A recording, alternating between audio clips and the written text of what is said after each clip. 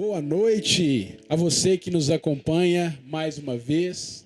Seja muito bem-vindo a este canal TV Lançai as Redes. É um prazer podermos estar juntos aqui hoje para que, assim, aprofundar um pouquinho mais na nossa vivência, na nossa espiritualidade. E hoje falando de um tema tão importante, falando sobre a família. Depois dessa preparação, como é que vocês veem, os frutos dessa preparação hoje na vida matrimonial de vocês? Bom, diante de toda essa história, aí veio o matrimônio, o casamento, e de início, a gente tinha aquilo, eu já queria ter filhos, mas ele ainda não, vamos dar um tempo, esperar mais um pouco. Então, assim, e a gente tinha que esperar mais um pouco, porque se um ainda estava com aquela incerteza, então não adiantaria insistir. Então, assim, foram anos, assim, 7 anos de luta que eu falo no sentido até mesmo de vivência, porque por mais que a gente ore, por mais que a gente reze e peça, ele ainda tinha o seu lado ainda, de solteiro, vamos se dizer assim, como você diz, de solteiro. Então, assim, às vezes eu ia trabalhar, às vezes eu chegava em casa, não, antes, tá na casa do fulano, aí não parava em casa. Então, assim, são coisas que é só através da oração mesmo, são situações que é só através da oração. Claro que tinha as coisas que ele não gostava, ainda não gosta hoje, que às vezes eu fazia dentro de casa, principalmente às vezes uma desorganização, são coisas que ele não gosta. Então, assim, e eu já, na minha casa, era tudo assim, não era que era, vamos dizer, bagunçado, mas a gente colocava às vezes as coisas tudo fora do lugar. E ele não, já era bem certinho, organizado, uma coisa que eu tive que adaptar, uma coisa que eu tive que aos poucos, mesmo não entendendo o lado dele, mesmo não falando, meu Deus, é tão pouca coisa para poder estressar, mas eu tive que, ainda melhorei, mas não tudo, não 100%. Mas assim, ainda existe essa coisa dele, não, tem que ser tudo certinho, tudo organizado. E isso, no início, foi motivo até de briga boba.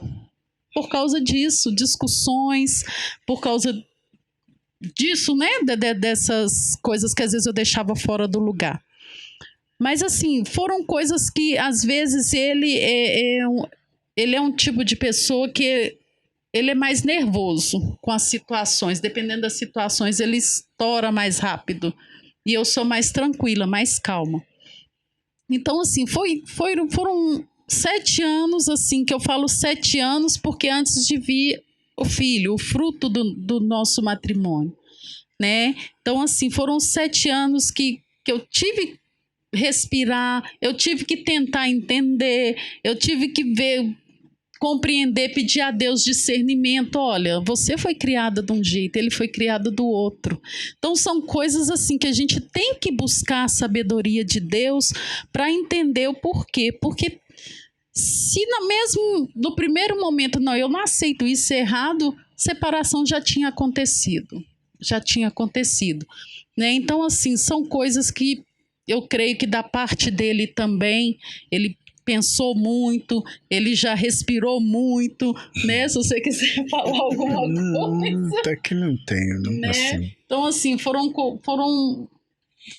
momentos que a gente viveu que, assim, não vou falar luta financeira, porque graças a Deus, até aqui Deus tem nos ajudado, Até aqui Deus tem prosperado, tem, passa por dificuldade pouca, mas assim, Deus dá a solução.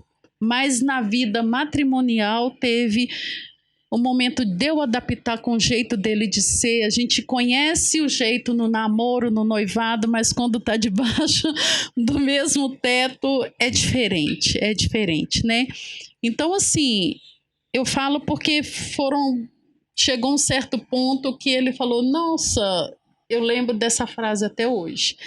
Não, vão ter filho não, Né? Ah, para quê? Eu lembro dessa frase até hoje. Eu falei, meu Deus, eu não casei para eu não casei para ficar sem aumentar a família, ter uma família, né?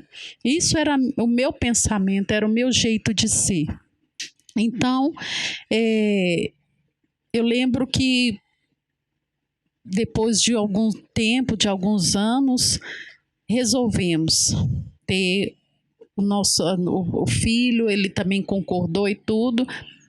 E eu acho que eu estava tão ansiosa, né, que foi uma dificuldade para engravidar. Eu lembro que eu fui ao médico, eu não estava ovulando, né, e eu clamava, eu pedia a Deus, nossa, sabedoria para tudo aquilo. E o médico me deu um remédio para poder estar ovulando, para poder conseguir engravidar. E eu lembro que eu falei, não é de Deus esse negócio, porque é uma vontade minha, é aquilo que Deus quer para a família, o fruto do casamento. Eu não vou tomar esse remédio, não vou. Se for da vontade de Deus, vai vir. Eu que vou me acalmar para poder vir no tempo de Deus, na hora de Deus. E não tomei. Um ano depois eu engravidei e foi assim, não sei se você lembra, né, pessoas que me conhecem há mais tempo, a minha primeira gravidez foi muito conturbada, muito, mas muito mesmo, assim, era sangramento atrás de sangramento. Eu lembro que eu estava no serviço, ligava para ele, nossa, tá sangrando, tá? E ele corria, saía do serviço e ia para levar para o médico. Chegava no médico, não, tá tranquilo, você vai ter que ficar mais de repouso. E assim foi. Diante de vários sangramentos, o primeiro bebê eu perdi, né? Tive o aborto. E aquilo ali, para mim, eu falo que hoje eu lembro disso também, mas lembro assim, toda mão eu rezo, eu peço a Deus para essa almazinha que está no céu, que eu não tive assim, não consegui ver, já estava com 2 meses e meio, não consegui ver, e foi um aborto assim que saiu tão espontâneo que eu estava até no banheiro, então assim, aquilo eu chorei, ele falou, não, vai vir outro. Aí eu vi que realmente tinha aquela aceitação.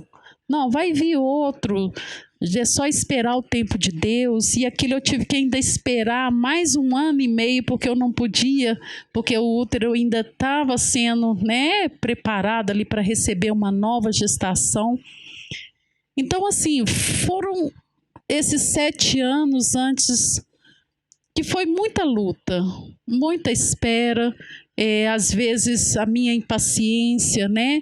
A minha impaciência às vezes me deixava assim muito triste, porque eu falava, nossa Deus, é uma coisa que eu quero, eu sei que eu tenho que esperar o seu tempo, mas dentro da gente o nosso humano falava mais alto. Nesse ponto, quando a gente está desejoso de uma coisa, esperançoso de uma coisa e aquilo não vem. Aí eu lembro que teve uma pessoa, uma amiga minha, me falou assim, enquanto você não acalmar, enquanto você não